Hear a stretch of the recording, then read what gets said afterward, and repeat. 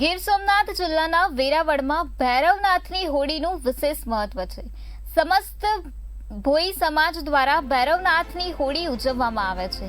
આશરે 350 વર્ષ જેટલા સમયથી આ હોળી ઉજવવામાં આવતી હોવાનું કહેવાઈ રહ્યું છે। શારદા સોસાયટી ખાતે વિવિધ પથ્થર, માટી, વાંસ, કાગળ સહિતની વસ્તુઓનો ઉપયોગ કરી શિવના રુદ્ર સ્વરૂપ એવા કાળ ભૈરવની 20 ફૂટ ઊંચી મૂર્તિ તૈયાર કરવામાં આવે છે અને નજીકમાં હોળી પ્રગટાવવામાં આવે છે, જેના દર્શન માટે મોટી સંખ્યામાં શ્રદ્ધાળુઓ ઉમટી પડે છે।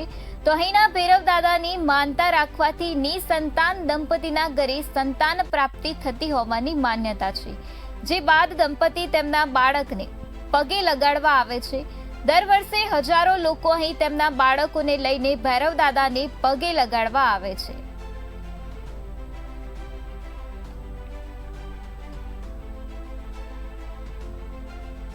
બાપ દાદાના વખતથી આ પરંપરા જે ભૈરવનાથ દાદાની પ્રતિમા બનાવે છે એ વર્ષોથી બનાવતું આવે છે। આ પ્રતિમા બનાવવામાં હોળીના આગલા દિવસથી બનાવવાનું શરૂ કરે છે। લગભગ 50 જેટલા કારીગરો આ કામ માટે લાગેલા હોય છે અને એકદમ ઇકો ફ્રેન્ડલી વસ્તુઓ જેવી કે ઘાસ, માટી, પથ્થર જેવી વસ્તુઓ વાપરી અને આ પ્રતિમાનું નિર્માણ કરે છે અને હોળીના બીજા દિવસે ધૂળેટીના દિવસે આ પ્રતિમાનું વિસર્જન કરે છે। વર્ષોથી લોકો કાળ ભૈરવ દાદાને એટલો પરચો છે કે લોકો પોતાની દરેક પ્રકારની મનોકામના લઈને આવે છે અને પૂર્ણ થાય છે। ખાસ કરીને નિસંતાન દંપતી છે કે જેઓ બાપા પાસે ખોળો પાથરે છે અને એના હૃદયપૂર્વક પાથરેલા ખોળાને બાપા તાત્કાલિક પૂર્ણ કરે છે અને એના ઘરે જ્યારે પારણું બંધાય છે ત્યારે ડીજે લઈ વાગતે ગાજતે હાર પતાસા અને હારડો લઈ અને એક માનતા પૂર્ણ કરી અને સંતોષની લાગણી અનુભવે છે।